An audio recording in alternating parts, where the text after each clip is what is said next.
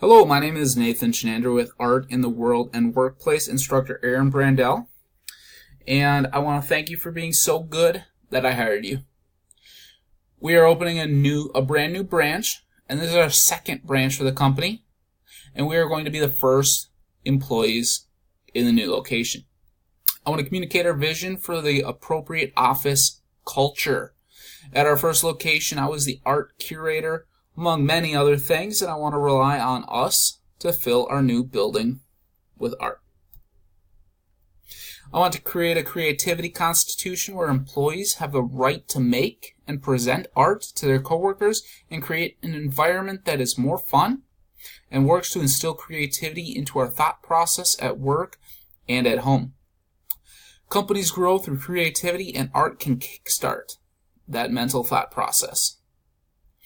We are looking for art of all kinds, including paintings, photographs, sculptures, graphic design, ceramics, jewelry, crafts, and any other art forms that you like. Ideally, we would like to have at least one piece of art for each category listed above.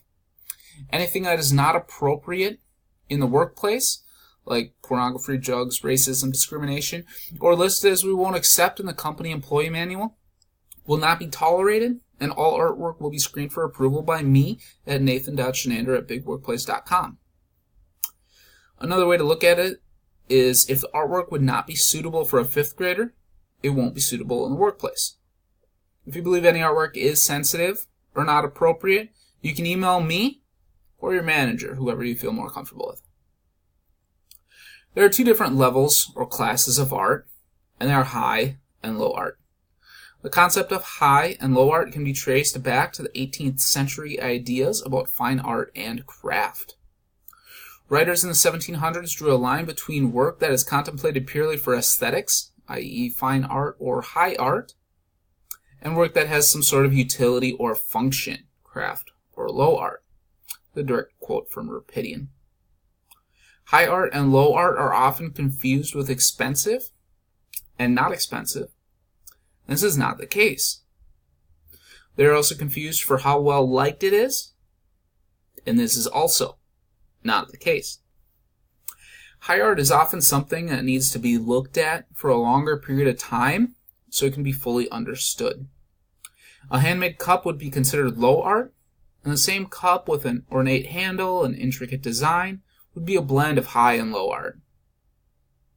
And an abstract piece of artwork that looks like a cup but has a bunch of holes in it, but looks like it is holding water, or actually does hold water, would be high art because it is more complex and requires more time to assess and gauge if it can hold water, or is holding water, or has an optical illusion to look like it is holding water.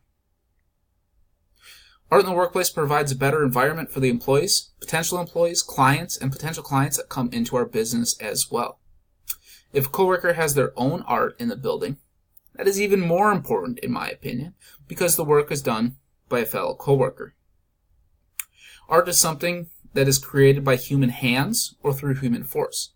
A tree or waterfall is not art, but a painting, photograph, or sculpture of that tree or waterfall would be art. Low art may look cool and be something that someone in the office has made and they want to show it off. High art may be a conventional item that takes a turn for the curious. Something that makes everyone look and wonder what it is, how they made it, why they made it, and are unsure of how to feel about it. I said this last piece very vague because I know you're picturing something, and that something is the artwork that I want you to make and present in our office. Everyone is an artist. Everyone has some expertise on something that they can turn into art. I want you to pause it now. I want you to write down that art that we have in your mind, and we're going to watch this. This is a intro to a movie. The production company is CE or Sharon Entertainment. I just love this design here. As I said before, we want you to bring in art.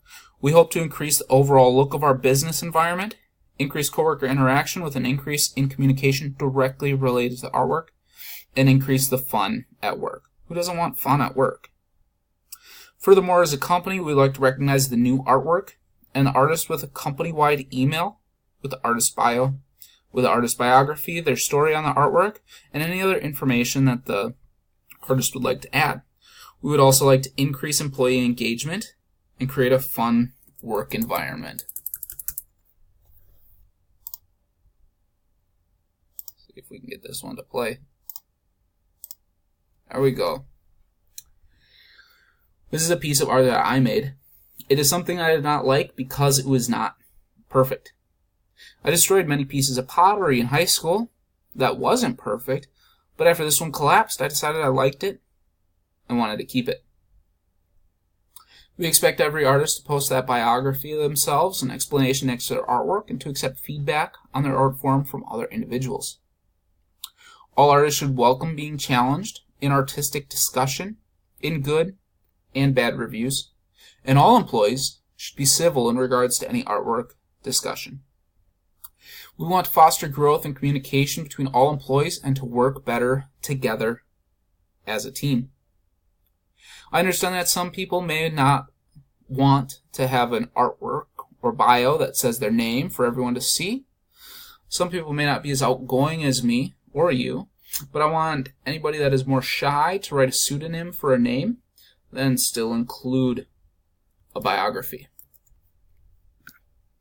The whole idea to art in the workplace, the whole idea to art in the world and workplace is to better appreciate art and to take a look at something that might not necessarily be art, and to take a new perspective on life. Anamorphic hands and feet. How? Just how? Anamorphosis is an odd thing, since, according to the laws of physics, everything's where it should be, but figuring out how exactly that swirl has the reflection of a hand, well, that's part of what makes anamorphic art so interesting, because, like most forms of art, it's all about perspective. This sculpture was created by London-based artist John T. Hurwitz, who was inspired from works by Salvador Dali, who was notorious for utilizing anamorphic images into his art. Of his own art, Hurwitz says that finding The whole idea to art in the world and the workplace is to better appreciate art and to take a look at something that might not necessarily be art, and to take a new perspective on life. This piece of wood here might not look like a frog, but somehow it does, and that is just insane in my eyes. We want to create a great work environment, and for employees, customers, contractors, and all people that come into the building to see our workspace as a nice atmosphere, and to make the individuals want to stay and admire the artwork. This is a benefit to everyone that comes into our workspace, including our employees. The low art will provide a bond between the artist and the people that like and ask about the art, while the high art will encourage everyone to think outside the box for a more innovative company. Looking at high art can cause some excitement into your day and make you think of things on a different level.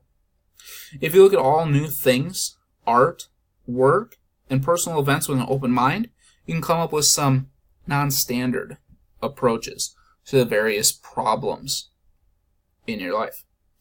By viewing something in a different light, the viewer may see an answer that was hard to see before.